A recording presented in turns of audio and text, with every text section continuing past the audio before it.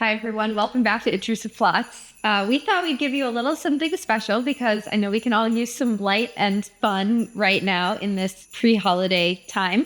So today, we have a stocking stuffer for you.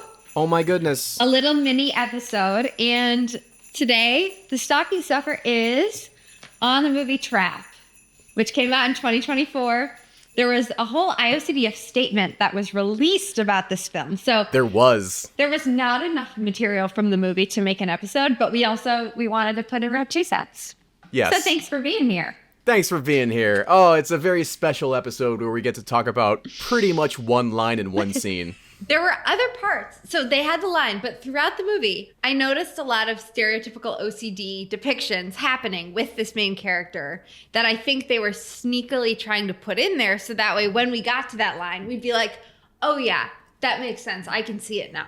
Hey, okay, don't listen to the minisode if you haven't seen Trap. Just watch Trap. It's not going to bite you. It's worth it. It's worth it. It's on HBO. It's like an hour and a half. It was very entertaining. It is so entertaining. It is so turn your brain off. It owns its own dumbness so hard. It is not a serious movie. Okay, so with that in mind, Julia, what is this movie about?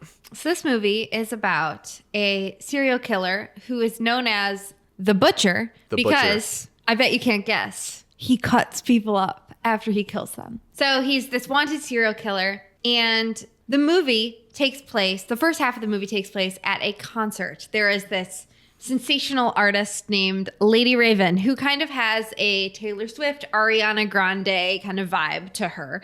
And the main character, Cooper, takes his daughter, a tween, who's struggling socially with her peers, to this Lady Raven concert because she got 3 A's and a B. And they get What floor a great seats. dad. What a great dad. Yeah, gentleman. So lovely. Turns out he's a murderer. And the whole concert is a trap. Obviously, there's a real concert. But all the entrances are blocked. There's all these FBI agents. There's this whole protocol. They're trying to catch him. Based on one receipt they found of the tickets yes. at a crime scene. But I warned you to not listen to this minisode if you didn't already see it. All of these FBI resources are getting poured into staging and putting on a concert, which I'm not the one balancing the books over there, but it just owns how dumb it is in such a beautiful way. Especially when we learn at the end that the person who tipped the FBI off about how this murderer might be going to the concert was his wife, because she started to get suspicious when her husband kept coming home late at night smelling like medical grade cleaning products. And she ended up placing the ticket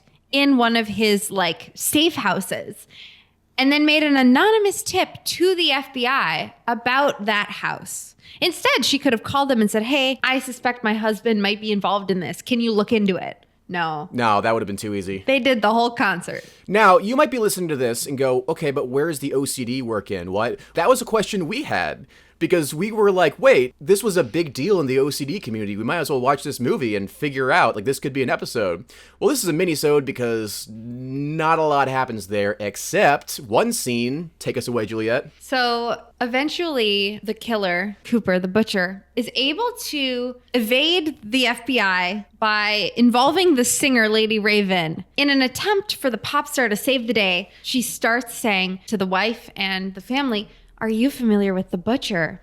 Well, apparently the whole concert was there to trap him. And she goes into it and then she says, we have a profile on this man based on all of the FBI resources. Keep in mind, this is the pop star, not the FBI person. The pop star has extensive knowledge of the trap, and so does everyone else that's working the stadium. The merch people, the hot dog sellers. Everybody knows what this trap is. This FBI profiler felt the need to inform them as to the extent of everything, which obviously tips off our boy at the very beginning of the movie. So yes, just to make this clear, this isn't anyone qualified to be saying this. This is the pop star. This is a pop star. Lady this is Raven. our Taylor Swift character, who's now kind of the protagonist of the movie for a while. Yeah, the first 2 quarters, no, that's a half. The first math 2/3 of the movie are at the concert. And then the last third of the movie, it's No, I would say it's the first 2 quarters. I think it's just half because my wife and I kept stopping the movie to be like,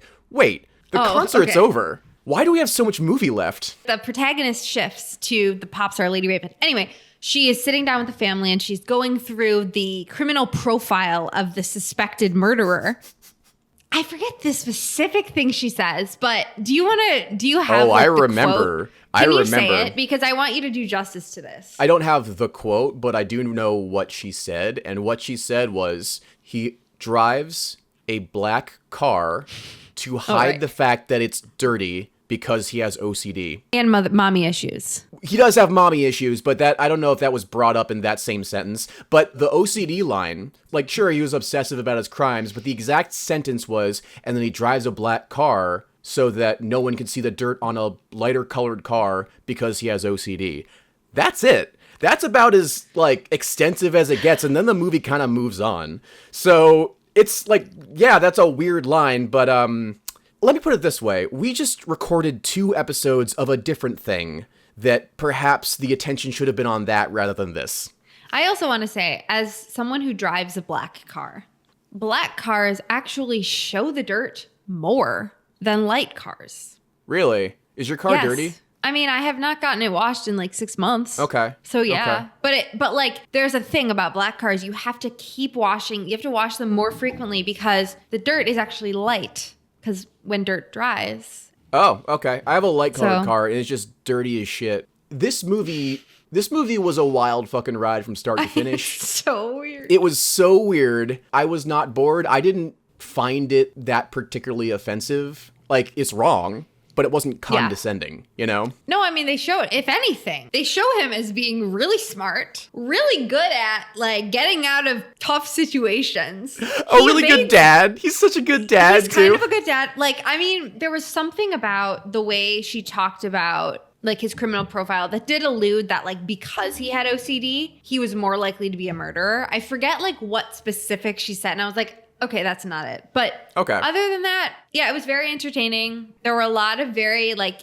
concert POV. Like, we see Lady Raven doing a full set, honestly. Like, and I think maybe it was her music. Okay, so that's M. Night Shyamalan, the director's daughter. And he said that her music inspired a lot of the film. I don't know if that music already existed and then they worked it into the movie. Hey, Hollywood's hard to break into. You know, I'm not gonna hate on somebody for jumping on this opportunity. Look, is it a good movie? That depends. Did you think his other movie, Devil, was good when it's 4 people trapped in an elevator and one of them's the devil? Like, if you thought that was good, you'll think this is good. There's your stocking stuffer. That's Trap. Trap. You can watch it, and we don't really have a lot to say about this one, which is why you're getting it in a 10-minute episode. No, I mean, the only other, like, allude to OCD that I saw throughout the movie was there was this scene when he's, like, eating, like, a pretzel with his daughter in the arena before they go into the concert, and he, like, does this very specific thing with his napkins, and he, like, lines them up, you know, just right. And then there was also, I thought they were going to do this.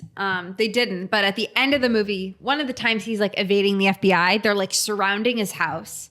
And we see him, like, saying sorry to his kids and whatever. And then they leave. And then he's in the house and we see him go to his, what's it called? Where you keep your food. Not a cabinet. A pantry? A pantry. He goes into the pantry. And I thought he was going to start cleaning it. Because he starts taking stuff out and, like, moving things. And I was like, okay, so, like, his last, you know, moments in his home, he's going to be cleaning his pantry. No, turns out there's a trap door and he escapes again. There was so much going on in this movie. It was also, like, blissfully short. It didn't overstay its welcome, even though it left the fucking concert, like, halfway through the movie. I think our personal favorite of this movie was when, at the very end, they let the serial killer that almost killed his entire family hug his daughter. Just, you know, like, oh, well, you gotta let the dad... Just one more time. I gotta let the dad say goodbye to his kid. It's a family favorite. Also the fact that instead of shooting him, they use taser guns and he's, like, running with the taser gun. Like, okay. This is in an ideal world where the cops know the exact amount of force they need. Now, granted, those tasers didn't do much until, like, 4 tasers brought him down. So... I don't know what kind of point that was trying to make, but no, this is a fictional world where American cops do that, not the other thing. Yeah, literally. I'm like, we could have a whole conversation about it. That would be the stocking stuffer that nobody asked for, but we could give it to them anyway. Any final happy holidays? Yes. To watch Trap if you want. Like, for those of you who celebrate Christmas, we hope you have a Merry Christmas. For those of you who celebrate another holiday that is around this time of year, like Hanukkah or Kwanzaa, happy holidays. And then for those of you who aren't celebrating anything, I hope you happy can watching Trap. You can watch Trap Day. Trap Day. Well, happy Trap Day, everybody. Happy Trap from Day. Juliet and Peter here at Intrusive Plots. Yes, we hope you stay safe. We just batch recorded a bunch of episodes, so we have a lot to share with you in 2025. We have been sitting here for hours, yes. We've been here since 1. Okay.